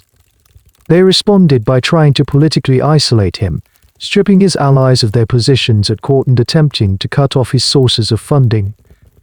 This only served to intensify the conflict, transforming the Spanish political landscape into a cold war between the regent and the king's bastard brother, a protracted struggle for control over the soul of the monarchy and the future of the empire. While the political energies of the Spanish court were consumed by the protracted rivalry between the Queen Regent and Don Juan José, the vast and fragile empire they sought to control was facing a series of existential threats from beyond its borders. The internal paralysis in Madrid was not a private affair. It was a signal of profound weakness, an invitation to Spain's rivals to press their advantages. Mariana's regency was therefore defined by a dual crisis: a battle for political survival at home and a desperate struggle to prevent the complete geopolitical disintegration of the Habsburg inheritance abroad. The most immediate and formidable threat came from France. The young King Louis XIV, the Sun King, was the embodiment of a new, aggressive, and highly centralized form of monarchy. His ambition was boundless, and its primary object was the dismantlement of the Habsburg Imperium that had constrained French power for a century and a half. Louis possessed a powerful legal pretext for his ambitions. His wife was the Spanish infanta Maria Teresa, Mariana's own stepdaughter, and the eldest child of Philip IV. Although Maria Teresa had renounced her rights to the Spanish throne as part of her marriage treaty, this renunciation was contingent upon Spain paying a massive dowry. The Spanish crown, in its state of near-permanent bankruptcy, had failed to pay. Louis XIV used this default to declare the renunciation void, positioning himself as a legitimate claimant to his wife's inheritance. In 1667 he acted, invoking a provincial legal custom known as the right of devolution, which stated that property in certain regions of the Spanish Netherlands could be inherited by the children of a first marriage Maria Teresa over the children of a second Charles II. Louis launched a full-scale invasion of the territory. This conflict became known as the War of Devolution. The French military machine, newly reformed and brilliantly led, swept through the southern Netherlands. The Spanish response was a case study in imperial decay. The once feared Spanish armies were underfunded, poorly supplied, and scattered across a vast global empire. garrisons in Netherlands and unable to mount an effective defense. The government in Madrid, fractured by the Anyat Hardom Juan José conflict, was incapable of orchestrating a swift and unified response. Spain was saved not by its own military strength, but by the geopolitical calculations of its neighbors. The rapid French advance alarmed the Dutch Republic, England, and Sweden, who saw the emergence of an unchecked French superpower on their doorstep as a far greater threat than a weak and declining Spain. In 1668, these three Protestant powers formed a triple alliance, demanding that France halt its advance and negotiate a peace. Facing the prospect of a much wider war, Louis VI agreed. The resulting Treaty of Aix-la-Chapelle was a humiliation for Spain. While it allowed Spain to retain the bulk of the Spanish Netherlands, it was forced to cede a string of valuable and strategically important fortified cities, including Lille, Charleroi, and Tournai. The lesson was stark. The Spanish Empire could no longer defend its own borders. Its survival now depended on the sufferness of its rivals. Simultaneously, a long-festering crisis on the Iberian Peninsula reached its denouement. The Portuguese Restoration War, a struggle for independence that had begun in 1640, had been a constant drain on Spanish resources and prestige for nearly 3 decades. Mariana's government, inheriting a series of military defeats, was finally forced to confront the reality that Portugal could not be reconquered. Pressured by its English allies, who had a strong interest in independent Portugal, the Regency entered into negotiations. In February 1668, under the mediation of England, Mariana's government signed the Treaty of Lisbon. The treaty was brutally simple. Spain formally recognized the full independence and sovereignty of the Kingdom of Portugal and the legitimacy of the House of Braganza. After a 28-year war, the largest territorial loss from the historic Iberian Union was made permanent.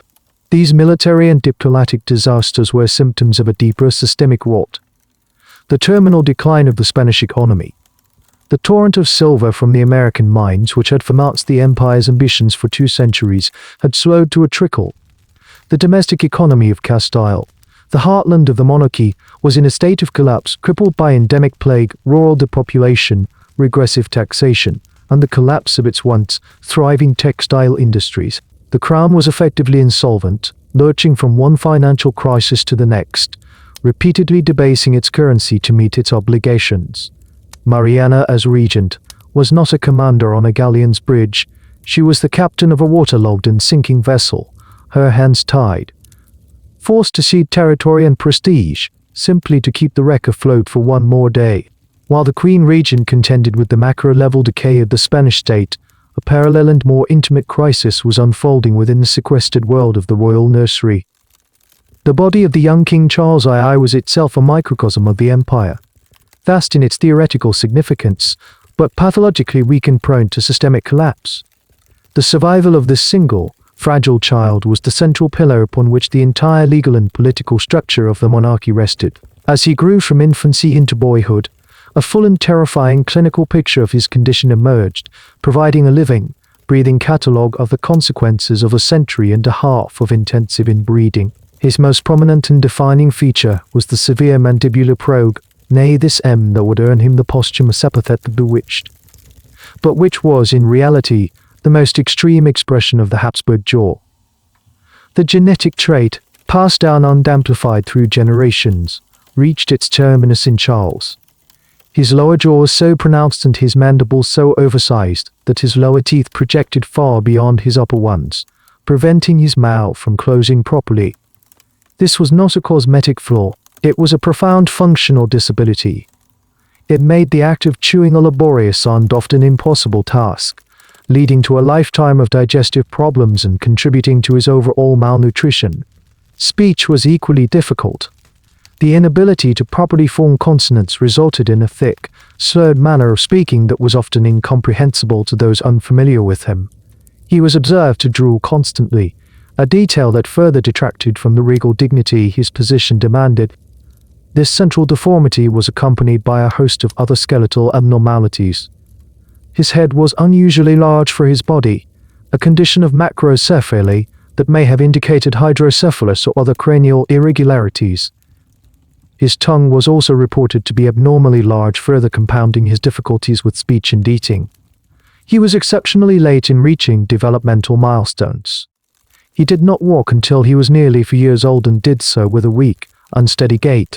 His legs were described as being thin and bowed, suggesting a condition like rickets, likely exacerbated by a poor diet and the court's practice of keeping the royal heir indoors, away from the perceived dangers of sunlight and fresh air. His entire frame was delicate and underdeveloped, lacking the physical robustness expected of a male monarch in an era that still prized martial bearing. His cognitive development was a source of even greater concern for the court. He was largely non-verbal until the age of 4, and his education proved to be an almost insurmountable challenge. Tutors found him apathetic and unable to concentrate for any significant length of time. He struggled to learn to read and write, and he never achieved a level of literacy commensurate with his station. He was prone to fits of temper and long periods of listless depression, remaining emotionally undone into his adult years. This was not the product of a lack of effort. A succession of the finest tutors in Spain were employed in the desperate attempt to mold him into a capable ruler. The material simply could not be shaped. His condition was almost certainly neurological in origin, a direct consequence of a genetic inheritance that had passed a critical threshold from distinctive to dysfunctional. To these congenital conditions was added a lifetime of chronic illness. His immune system was profoundly compromised, leaving him susceptible to a relentless series of infections. His childhood was a litany of fevers, measles, chickenpox, rubella, and persistent gastrointestinal ailments. Every common cold was a potential crisis. He suffered from skin rashes, sores, and urinary tract infections. This state of constant sickness further weakened his already frail body and likely contributed to his intellectual lethargy. The royal physicians were in constant attendance, administering a futile regimen of purgatives, enemas, and potions that did nothing to address the underlying genetic reality. In the absence of a scientific explanation, the court fell back on a supernatural one. The king was not sick, he was bewitched. He was bewitched, while medically false was politically potent, as it externalized the problem, transforming a biological dead end into a spiritual battle that could, in theory, be won through prayer, piety, and exorcism. But beneath the layers of theological interpretation lay a simple, brutal fact. The body of the king was a failed vessel, incapable of performing the most basic functions required to command the respect and wield the authority of a modern monarch. The clinical reality of the king's condition presented the regency with a unique and unprecedented pedagogical crisis. A monarch had to be created. The institution of kingship in the 17th century was not merely a matter of blood right. It was a performance, a complex set of duties that required a specific and rigorous education. A king was expected to preside over the Council of State, to read and comprehend voluminous reports from his viceroys, to understand the intricacies of law and theology, to converse with foreign ambassadors in their own languages, and to project an image of martial and intellectual vigor. The entire apparatus of the Spanish court was designed to support such a figure. The challenge facing Mariana's regency was that the human material at the center of this apparatus was fundamentally unsuited to the role. A succession of the finest tutors in Spain was appointed to oversee the young king's education. The curriculum was traditional and ambitious, mirroring that of his father and grandfather. It included Latin, Physics, and the principles of geography and fortification. The goal was to build, layer by layer, the intellectual framework necessary for absolute rule. The project, however, was a catastrophic failure from its inception. The tutors found themselves confronting not a reluctant or lazy student, but a mind that appeared incapable of grasping even the most basic abstract concepts. Charles's profound cognitive deficits, likely a form of intellectual disability, proved to be a formidable barrier to knowledge acquisition. He could not be compelled to sit still or focus on a lesson for more than a few minutes at a time. Attempts to teach him literacy were met with frustration and apathy. He struggled to recognize letters and showed no aptitude for reading or writing, skills he would never fully master. His tutors were trapped in an impossible position. They could not use the disciplinary methods common in the era, as the king's person was considered sacred and his health too fragile. Moreover, any report to the Queen Regent that acknowledged the full extent of the prince's incapacity would be seen as a personal failure on the part of the tutor and an acceptable criticism of the king himself. The result was a silent conspiracy of mediocrity, in which progress was feigned and the king's profound limitations were politely ignored in official correspondence. His physical education was an equal disaster. The traditional aristocratic pursuits of horsemanship, fencing, and hunting were central to the formation of a masculine, royal identity. These activities were meant to cultivate physical courage, discipline, and the martial bearing expected of a supreme commander.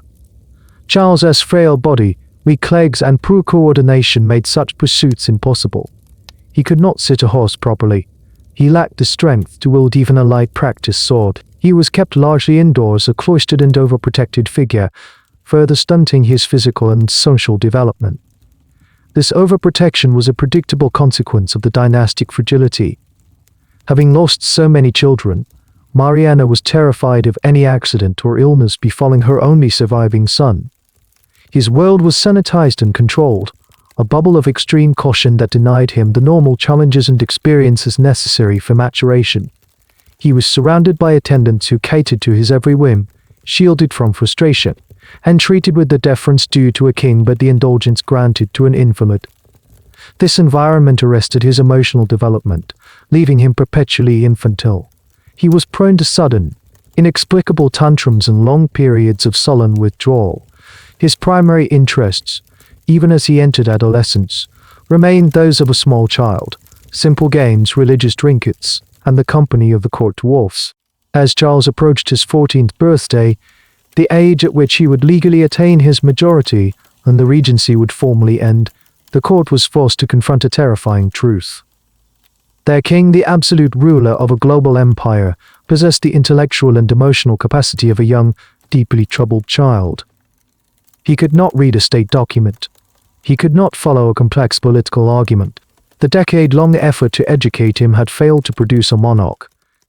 It had merely maintained the life of a symbol, an empty vessel into which the will of others would have to be poured. His impending majority would not be an assumption of power, but the start of a new, more intense phase of the struggle to control him. In 1675, Charles I officially reached the age of 14, the age of majority as stipulated in his father's will. The regency of Mariana of Austria formally came to an end. This transfer of power, however, was a legal fiction. Charles was no more capable of ruling at 14 than he had been at 4. Power devolved into a chaotic struggle between the Queen Mother, who sought to maintain her influence, and a resurgent aristocratic faction, led by her old rival, Don Juan José of Austria, who successfully forced her and her new favorite, Fernando de Valenzuela, from court in 1677, but regardless of which faction held sway over the enfeebled king, the fundamental objective of the Spanish state remained singular and desperate. The next logical, and most critical, step in securing the dynasty was the king's marriage. The challenge was self-evident.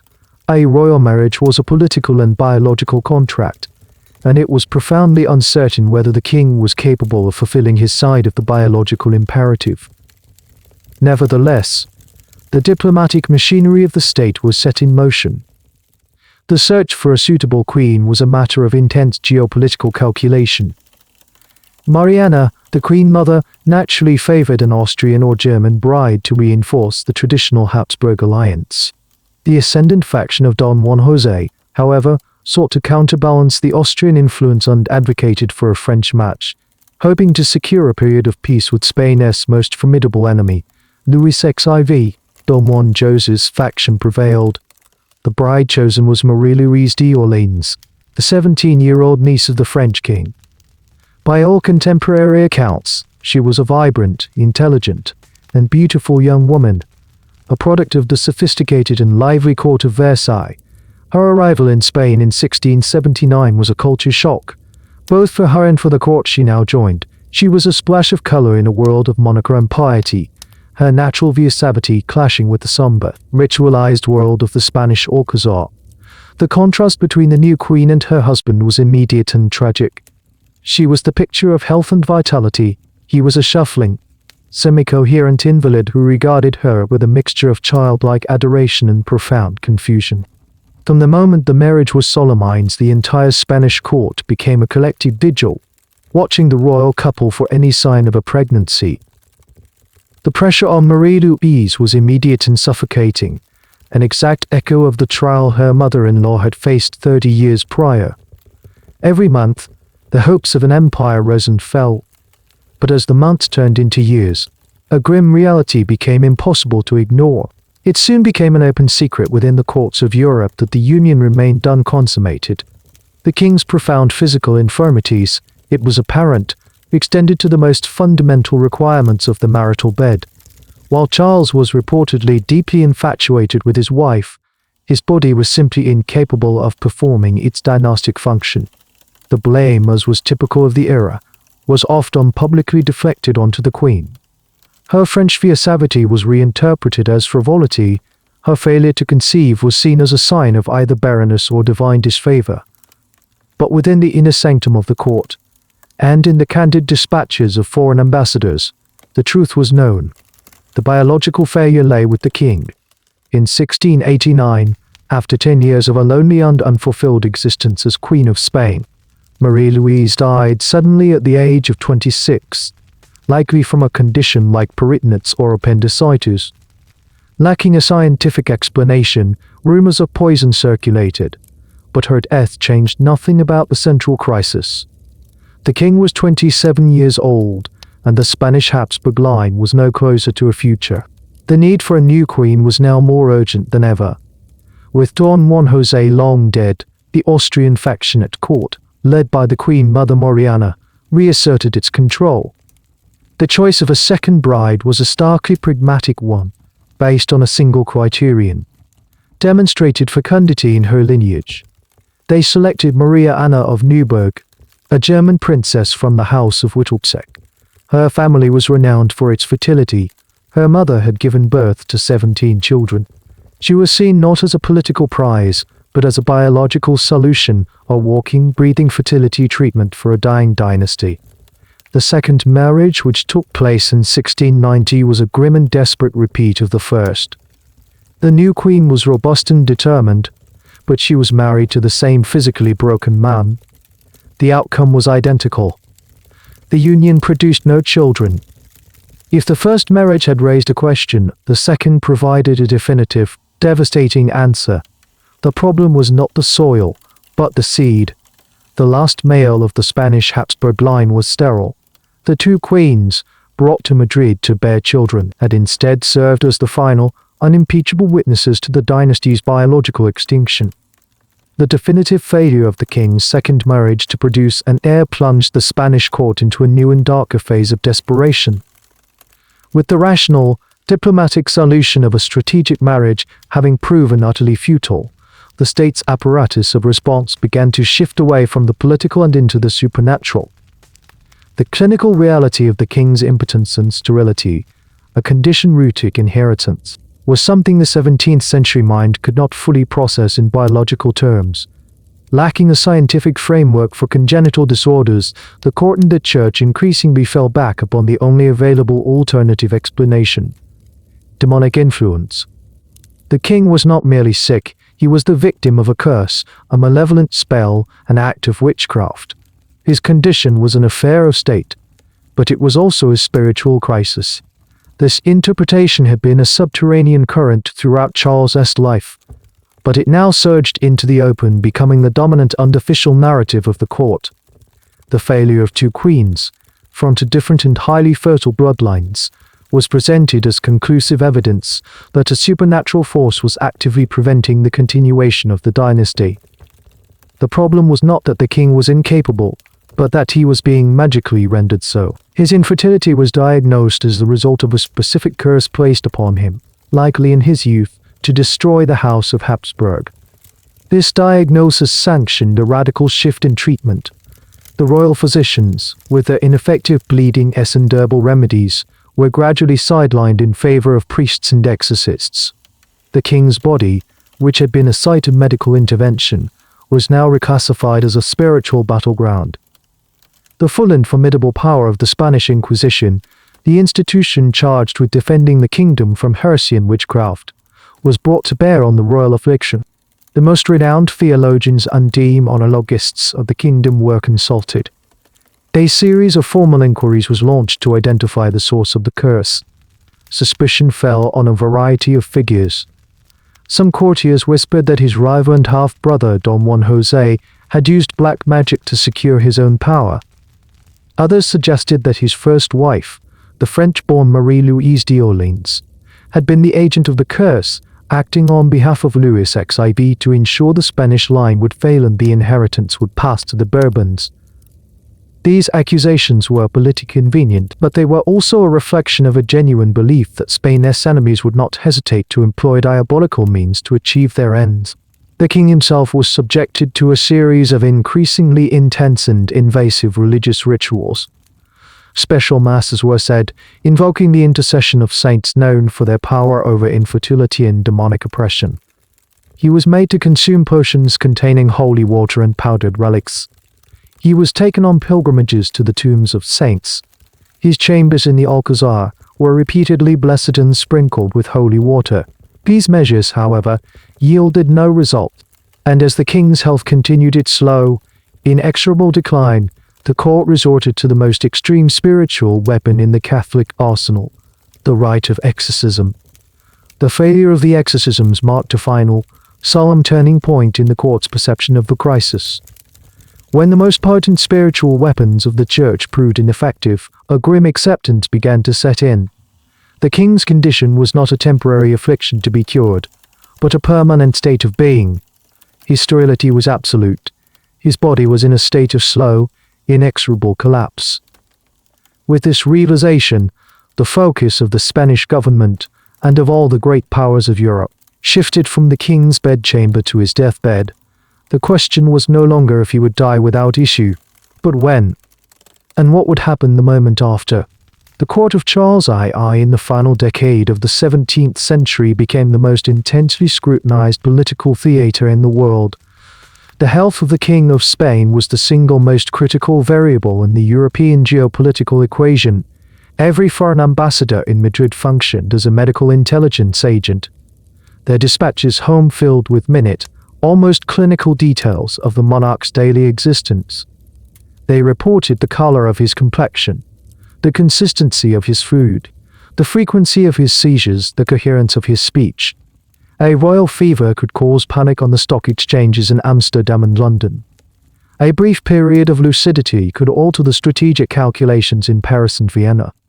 The king's failing body was the axis around which the entire diplomatic world now revolved. To primary claimants, each with a powerful and legally plausible case, prepared to contest the inheritance. The first was the House of Bourbon, led by King Louis XIV of France. His claim was twofold. His mother, Anne of Austria, was the elder daughter of Spain's King Philip II. His wife, Maria Theresa, was the elder daughter of King Philip IV and Charles I's own half-sister. Although Maria Theresa had renounced her claim upon her merit, the French argued this was void because her dowry had never been paid in full. Louis XIV possessed the largest and most formidable army in Europe, and he made it clear that he was prepared to use it to install his grandson, Philip, Duke of Anjou, on the Spanish throne. The second claimant was the Austrian branch of the House of Habsburg, led by Holy Roman Emperor Leopold I. His claim was also a dense web of familial ties. His mother, Maria Anna of Spain, was a daughter of Philip II. His first wife had been Margarita Theresa, Charles I's full sister. Leopold argued that the Habsburg inheritance should, by tradition and design, remain within the Habsburg family. He rejected the French claim and designated his youngest son, the Archduke Charles, as the rightful heir to the Spanish throne.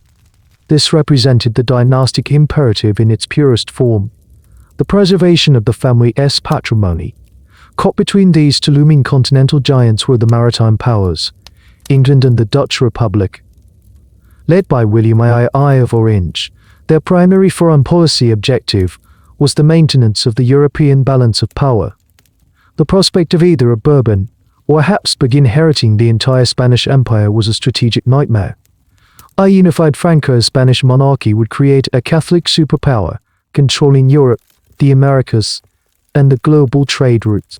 A revived Austro-Spanish Habsburg Empire under a single ruler recalled the threatening imperium of Charles V. To prevent either outcome, William II embarked on a course of preemptive and secret diplomacy, designed to partition the Spanish inheritance before Charles II even died. In 1698, representatives from France, England, and the Dutch Republic secretly negotiated the first partition treaty. It was a masterpiece of pragmatic compromise. The bulk of the empire, Spain, the Spanish Netherlands, and the overseas colonies, would go to a neutral compromise candidate, the young Electoral Prince of Bavaria, Joseph Ferdinand, who was Charles I's great-nephew. To placate the other claimants, France would be compensated with Naples and Sicily, and Austria would receive the Duchy of Milan. This was an attempt to dismember the empire in order to avert a general European war. Critically, these negotiations were conducted without the knowledge or consent of the Spanish government, a profound humiliation that treated the oldest monarchy in Europe as a passive object to be carved up by its rivals. This carefully constructed solution collapsed in February 1699, when the 6-year-old Joseph Ferdinand of Bavaria suddenly died of smallpox. The compromise candidate was gone, leaving the two primary rivals, Bourbon and Habsburg, face to face once more.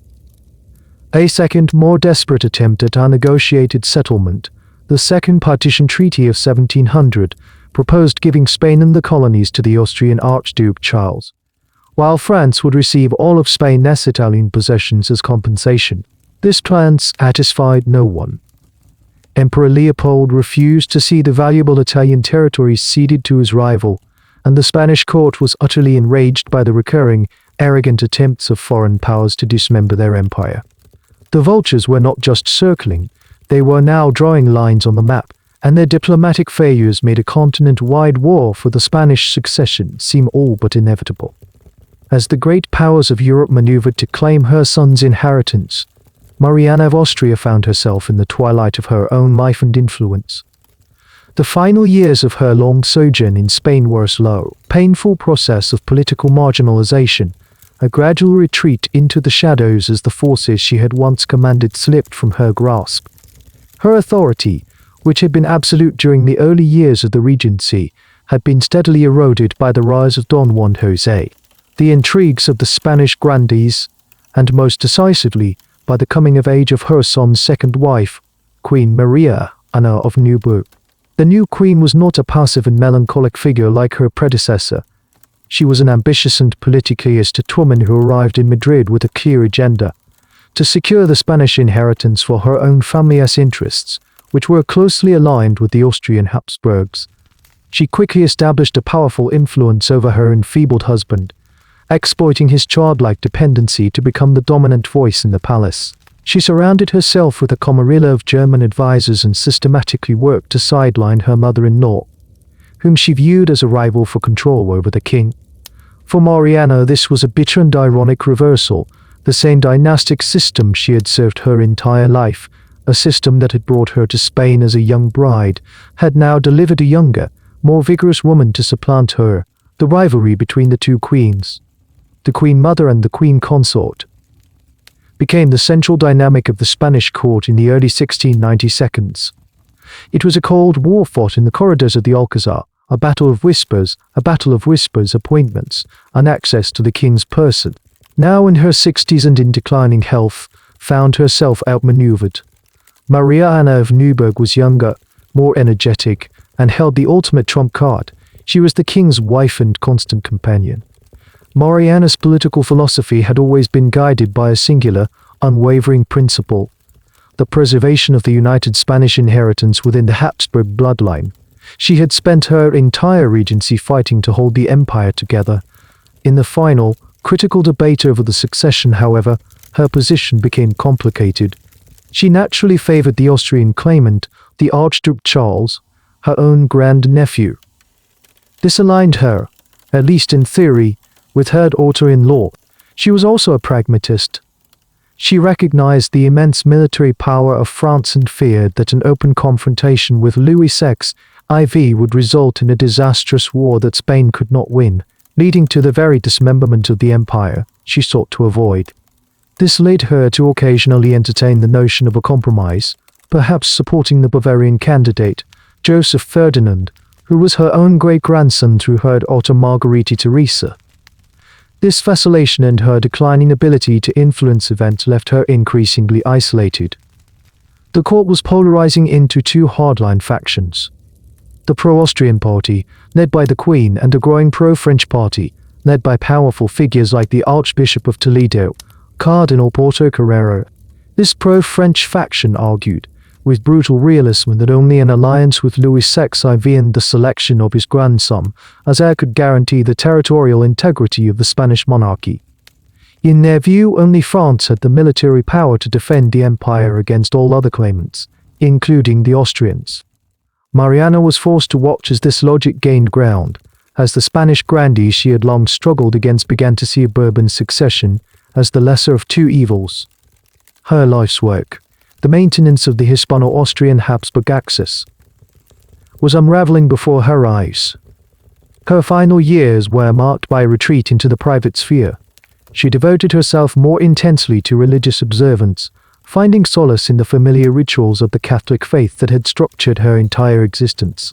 The political stage now belonged to others, to the diplomats and ministers who were negotiating the terms of her family's historic failure. She was a living relic, a dowager queen in a court that was already looking past her son's impending death to the new political order that would follow. She was no longer a player in the great game, merely a final, somber witness to its end. In the spring of 1696, Mariana's long, slow retreat from the world came to an abrupt end.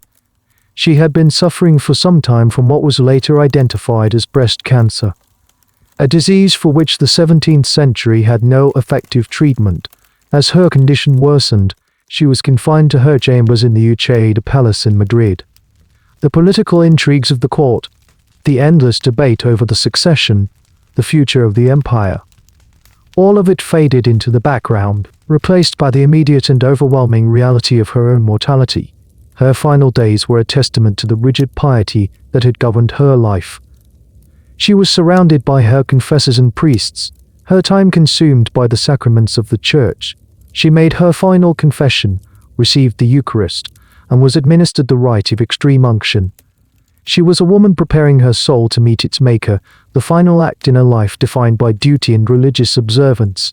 Geopolitical stage upon which she had been a reluctant actress was now shrinking to the confines of her sickbed. One final duty remained: a farewell to her son. King Charles II, himself a man in a state of perpetual infirmity, was brought to his mother's bedside. The encounter was a final, poignant blow of the Habsburg tragedy. Charles, now a man in his mid-30s but with the emotional capacity of a child, was reportedly overcome with grief, weeping uncontrollably at the sight of his dying mother. For him, she was not a political strategist or a dynastic symbol. She was the central, organizing presence in his confusing, unpainful life, the one constant source of affection and authority. Her death would leave him truly and utterly alone, a king in name only, adrift in a sea of political predators. Mariana, for her part, reportedly faced her end with the stoic resignation that had characterized her entire life. She had fulfilled her duty as she understood it. She had come to a foreign land, married her uncle, and produced the male heir required of her. She had then governed the empire in his name for over a decade, navigating treacherous political currents and holding the fragile inheritance together against formidable odds. She had witnessed the consequences of her dynastic marriage in the frail and broken body of her own son, a living testament to the biological cost of her family's ambition. Her life had been a sacrifice on the altar of the dynasty, a long 61-year act of obedience. On the night of May 16, 1696, Mariana of Austria died. Her death was a significant political event. It removed one of the key figures from the succession crisis, a staunch, if increasingly frail, advocate for the preservation of the Habsburg line. With her gone, the pro-Austrian faction lost its matriarch, and the influence of the pro-French party, led by Cardinal Porto Carrero, grew even stronger, leaving him more vulnerable than ever to the manipulations of the courtiers who now controlled him. But on a human level, her death was the closing of a tragic circle. She had arrived in Spain as a 14-year-old girl, a pawn in a dynastic game, her future dictated by the needs of an empire. She died as a 61-year-old dowager queen, having witnessed that empire's slow-motion collapse and the biological extinction of the very line she had been brought to perpetuate. Her final act was to witness the suffering of her own child, the ultimate product of the Habsburg system. She left him to face the final, lonely years of his reign, a king presiding over the imminent death of his own family, a tragic footnote at the end of a long and storied chapter of European history. The death of the Queen Mother in 1696 did not create a power vacuum. It simply removed the final buffer between the dying king and the political forces vying for his legacy. Without his mother's formidable, if fading, presence, Charles II was left profoundly and irrevocably alone. He was now 34 years old, but his emotional and intellectual state remained that of a dependent child. His isolation was immediately and ruthlessly exploited by the two great factions at court. The pro-Austrian party led by his wife, Queen Mariana of Austria, and the pro-French party, which had coalesced around the powerful and politically astute Cardinal Luis Manuel and his deep Otto Carrero. The king's person became the ultimate prize in a relentless war of influence, a struggle not to govern the present, but to write the future of Europe. The final 4 years of his reign were a grim spectacle of a man being slowly consumed by both his genetics and his court. His physical constitution, always precarious, entered a phase of terminal decline. His chronic illnesses intensified, leaving him bedridden for long periods. He was afflicted by fevers, debilitating digestive ailments, and what contemporary accounts described as severe edema, causing his limbs and abdomen to swell. His epileptic seizures, which had plagued him since childhood, became more frequent and violent. He was a spectre haunting his own palace, a shuffling, vacant figure who presided over council meetings in a state of confused silence, his signature a mere formality to be affixed to documents he could not read by ministers who guided his trembling hand. Queen Mariana of Austria fought tenaciously to secure the inheritance for her nephew, the Austrian Archduke Charles. She controlled access to the king, filling the royal household with her German confidants and attempting to isolate her husband from all pro-French influence. Her strategy was direct and personal, leveraging her position as his wife to constantly press the Austrian case. However, her perceived arrogance, and her blatant avarice made her deeply unpopular with the Spanish grandees and the general populace. In contrast, Cardinal Otto Carrero and the pro-French faction employed a more subtle and ultimately more effective strategy. They appealed not to dynastic loyalty, but to Spanish patriotism. Their argument was brutally pragmatic. The Austrian Habsburgs, they contended, lacked the military and financial resources to defend the vast Spanish Empire from the inevitable challenges that would follow the king's death. Only Louis XVI versus France possessed the power to hold the empire together and protect it from partition by the English and the Dutch. To bequeath the throne to the Austrian Archduke would be to condemn Spain to a catastrophic war. It could not win, resulting in the loss of its Italian Netherlands. To choose the French Duke of Anjou, however, was to enlist the mightiest army in Europe in the service of preserving Spanish territorial integrity. It was a choice, they argued, between a sentimental Habsburg past and a secure, unified Spanish future. This argument gained decisive traction as the king's health worsened throughout 1700. Cardinal Otto Carrero, using his authority as Archbishop of Toledo and the king's chief spiritual advisor, orchestrated the final psychological campaign. He convinced the deeply pious and terrified Charles that the question of the succession was a matter for his immortal soul. A special council of the kingdom's most senior theologians was convened, which, under the cardinal's influence, concluded that the French claim was legally superior and that bequeathing the throne to the Bourbons was the only true path to peace and the fulfillment of his divine duty. They effectively framed the choice as God's will. Trapped, terrified of eternal damnation, and in a state of near constant physical agony, the king finally yielded. In early October of 1700, he formally signed his last will and testament. The document disinherited his Austrian relatives completely. It named Philip, Duke of Anjou, the second grandson of Louis XVI, as his universal heir, the successor to the entire undivided Spanish monarchy. It contained one crucial condition: that the crowns of France and Spain should never be united in a single person. Having performed this final monumental act of state, Charles's body failed completely. On November 1, 1700, All Saints' Day, Charles II, the last Habsburg king of Spain, died in the Royal Alcazar of Madrid. He was 38 years old. The Spanish branch of the House of Habsburg was extinct. The death of the king on November 1, 1700, did not resolve the crisis of the Spanish succession. It merely initiated its final, most volatile phase. In the immediate aftermath, a heavy, anticipatory silence descended upon the Royal Alcazar of Madrid. The palace was sealed, its gates barred. The body of the last Habsburg king lay in state. But the focus of all political attention was not on the deceased monarch, but on the document he had signed in his final days. Now the single most important political instrument in Europe was held in the secure possession of Cardinal Porto Carrero and the pro-French faction that now effectively constituted the government. For days the contents of the will were kept a closely guarded secret, a period of intense, suppressed tension during which the fate of a global empire hung in a state of suspended animation. The Queen Dowager Mariana of Neuburg found herself a prisoner in her own chambers. Her Austrian faction, so dominant for a decade, had collapsed in the final weeks of the king's life. She was politically isolated, cut off from her allies, and left to await the official pronouncement she knew would confirm her utter defeat. On November 2, the Regency Council and the High Grandees of Spain were formally summoned to the palace, in a solemn assembly, with the leading figures of the kingdom present. Cardinal Porto Carrero broke the seals on the royal testament. The text was read aloud. It was a clear, unambiguous, and devastating legal instrument. It confirmed the king's sterility and the extinction of his line. It acknowledged the various claims to his throne.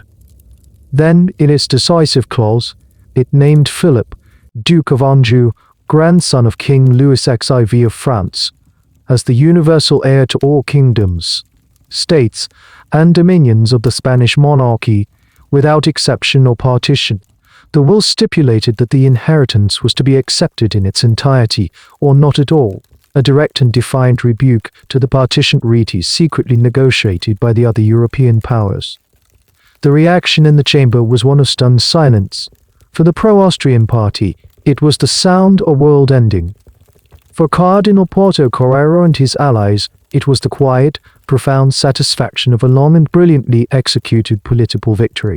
A courier was immediately dispatched from Madrid, carrying a formal copy of the will and a letter from the Spanish Regency Council to King Louis XIV at his court in Versailles. The news reached the French king on November 9th. He was now faced with a decision of monumental consequence, a choice that would define his reign and reshape the map of Europe. On one hand, he could accept the will on behalf of his grandson. This offered the ultimate dynastic prize, the placement of a Bourbon on the Spanish throne and the effective creation of a Franco-Spanish political axis that would dominate the continent. The cost of this choice, however, would be a near-certain war with Austria and the maritime powers, whose entire foreign policy was predicated on preventing such an outcome. On the other hand, he could reject the will and adhere to the terms of the Second Partition Treaty, which he had signed with England and the Dutch Republic. This would grant his family control over Spain's Italian possessions, unlikely to avert a general war, but it would mean ceding the grand prize of Spain itself to his Habsburg rivals. Louis XIV, a monarch who had never shied away from audacious geopolitical gambles, engaged in a brief but intense period of consultation with his most trusted advisors. The strategic calculus was complex. Adhering to the treaty would still likely provoke a conflict with Emperor Leopold, who rejected any partition of the Habsburg inheritance. Accepting the will, therefore, presented a choice not between war and peace, but between a limited war for a partial prize and a total war for the ultimate prize. On November 16, 1700, he made his decision. In a famous and highly theatrical ceremony at Versailles, he presented his 17-year-old grandson to the assembled court and for an ambassadors. Gentlemen, he is reputed to have announced, "Behold the King of Spain." He instructed his grandson to be a good Spaniard, but to remember his French birth, famously adding that the Pyrenees, the mountain range separating the two kingdoms, had ceased to exist. The Duke of Anjou was proclaimed King Philip V of Spain. His recognition by France was a formal act of defiance against the rest of Europe. The initial reaction in London and The Hague was one of fury and betrayal, but both powers were wearied, for a brief moment hesitated. The ultimate and inevitable challenge came from Vienna. Emperor Leopold I immediately and categorically rejected the validity of Charles I's will, declaring it to have been signed under duress. He refused to recognize Philip V and began the immediate mobilization of his armies, asserting his own son's claim to the Spanish inheritance. The first military actions of the conflict began not in Spain or the Netherlands, but in Italy, as Austrian forces crossed the Alps in the spring of 1701 to seize the Spanish held Duchy of Milan. The will that was meant to provide a clear and peaceful succession had instead served as a declaration of war, its text the final, formal trigger for a conflict that would consume Europe for the next 13 years. The War of the Spanish Succession, ignited by Charles I's will, was the formal autopsy of the Spanish Habsburg dynasty. For 13 years, from 1701 to 1714, the great powers of Europe bled each other on battlefields that stretched from the Spanish Netherlands to the Italian peninsula and the Iberian heartland itself. The conflict was a brutal, modern struggle that confirmed the ascent of Bourbon France and the rise of Great Britain as a Great Britain, as a Great Britain, as a Great Britain, as a Great Britain as a global maritime power. The series of treaties signed at Utrecht, Rastatt, and Baden ratified the verdict of the king's last testament. Philip V, the Bourbon prince, would remain King of Spain. Yet this was a Pyrrhic victory for the principle of an undivided monarchy. To achieve peace, Spain was forced to undergo the very partition it had sought to avoid. Its valuable Italian possessions, Naples, Milan, Sardinia, were ceded to the Austrian Habsburgs. Sicily was given to the Duke of Savoy. The strategic jewels of Gibraltar and Minorca were surrendered to Great Britain, granting London a permanent foothold in the Mediterranean. The Spanish Empire survived, but it was diminished, its European hegemony irrevocably broken. This geopolitical reconfiguration, however, was merely a symptom. The true cause of the dynasty's fall was not decided on the battlefields of Blenheim or Ramillies, but had been determined decades, even centuries, earlier in the royal bedchambers of Madrid and Vienna. The collapse was not, at its core, military, economic, or political. It was biological. They simply ceased to be the victims of a slow, systemic, and entirely self-inflicted genetic suicide. The dynasty's central organizing principle, the preservation of power through the concentration of blood, had become the mechanism of its own destruction. From a modern genetic standpoint, the family's pedigree is a case study in the devastating effects of prolonged inbreeding. The consistent pattern of uncle-niece, first cousin, and double first cousin marriages created a closed genetic loop, an echo chamber where ancestral DNA was continually recycled. This process dramatically increased the family's inbreeding coefficient, a measure of the probability that an individual will inherit two identical copies of an allele from a common ancestor. While this practice successfully consolidated the family's inheritance claims, it also ensured the consolidation of its deleterious recessive alleles. The hidden genetic errors that are typically masked by dominant, healthy genes in a more diverse population. For generations, the Habsburgs exhibited the visible markers of this process, most famously in the mandibular probe Nadis M that became their dynastic signature. But the jaw was merely the most obvious symptom of a much deeper, systemic pathology. The same concentration of genes that pushed their jawline forward was also systematically compromising their biological fitness in less visible but far more lethal ways. The high rates of infant mortality, the repeated miscarriages suffered by queens like Mariana, the physical frailty of heirs like Philip Prospero, all were the predictable outcomes of a lineage turning in on itself. Charles I was not an anomaly. He was the terminus. He was the statistical inevitability at the end of a flawed biological algorithm. In him, the accumulated genetic debt of a century and a half came due. Modern analysis of his lineage has calculated that his inbreeding coefficient was higher than that of a child born to a brother-sister union, He was, in a very real sense, more inbred than was biologically possible under normal circumstances. This genetic inheritance manifested in his catalogue of ailments. The skeletal deformities, the hormonal imbalances likely responsible for his impotence, the compromised immune system, and the cognitive disabilities that rendered him incapable of rule. He was the living embodiment of the genetic twilight, the final, flickering ember of a fire that had consumed its own fuel. Mariana of Austria's life stands at the tragic epicenter of this process. She was both its product and its instrument. Born of a first-cousin marriage, she was then wed to her own uncle in a desperate attempt to produce a viable heir. Her personal reproductive tragedy, the losses, the grief, the crushing pressure, was the dynasty's tragedy in microcosm. Her body was the final crucible in which the Habsburg experiment was tested, and it was in her children that the experiment was proven a catastrophic failure. The marriage bed, intended as the forge of an empire's renewal, had become its tomb. The great irony of the Habsburgs is that their greatest strength, their unparalleled mastery of dynastic marriage, became their fatal flaw. They built a fortress of blood to secure their legacy, only to find that they had locked themselves inside with their own ghost. The hour is late, and the weight of this history settles in the quiet of the room. We have traced the intricate, suffocating web of a single family, an empire built on a principle of purity that led only to decay.